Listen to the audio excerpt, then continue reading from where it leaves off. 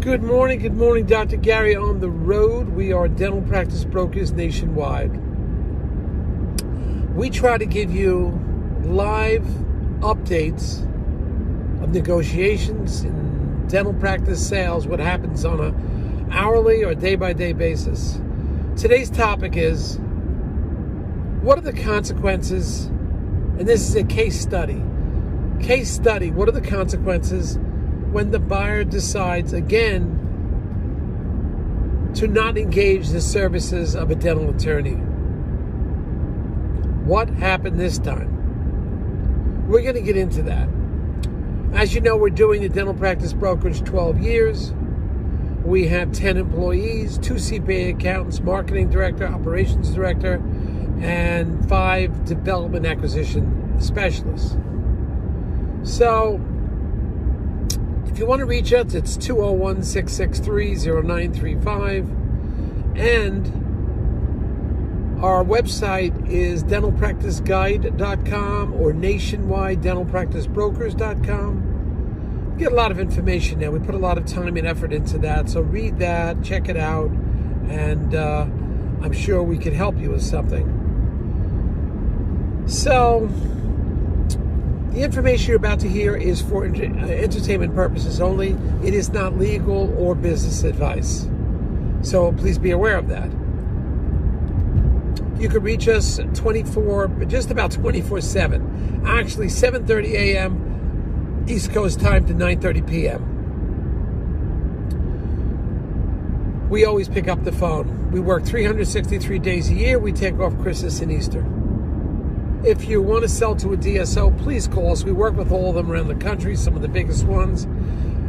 Majority of them pay our commission, so there's no commission to you. And under certain circumstances, we can get your legal fees reimbursed at closing. So let me know. Give us a call. So what's today's case study? This just happened. The last month this has been going on, or 2 months been going on. And then stuff happened last night. What a freaking headache this is. So the buyer decided he's not using, or she's not using, an attorney. All right? You can do that. We don't suggest it. It's not a good idea. It does not protect you properly. It is not a wise way to go. But if you decide not to use an attorney, that's your right. So I think it just leads to nothing but a mess. You are unprotected. So the buyer over the last 2-3 months is negotiating directly with the seller. Now the seller has an attorney, but the seller's not giving the attorney the information until sort of second hand. Again, when you have buyer and seller negotiating directly, then you got a he said, she said, who said, I said, who said what, and there's no recall on it.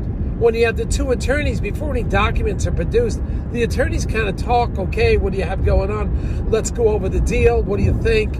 What's your restrictive covenant? What's your access to records? What's your remake policy? What are the issues about the rent? Is the seller going to, he owns the real estate, he'll become the landlord? Are we on the right terms? So all of these things are discussed with the two attorneys, and they're used to doing this all the time.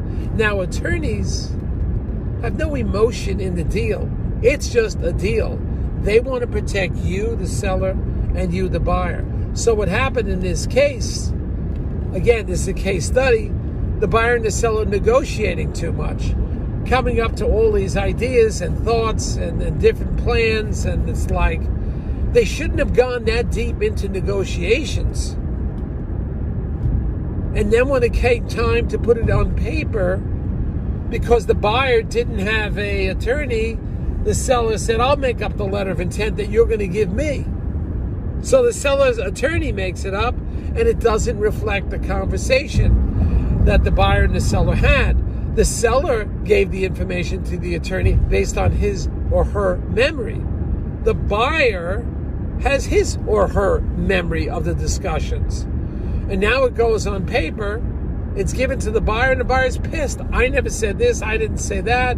The seller says, oh, yes, you did. Don't you remember the conversation? There's no recall of events because I, as the buyer, as the broker, wasn't privy to their inside conversation. I told them this problem was going to happen. do not discuss the deal with the seller and the buyer.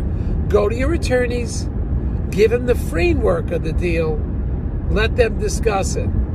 And contrary to often you hear that, oh, the attorneys mixed up everything. No, the attorney's focus is to protect you. So if everything falls apart, he has a solid, or she, the attorney, has created a solid contract for you to reflect upon. After the deal's over, all you have is the contract. Now, the attorney has been through this so many times. There is no emotion in it.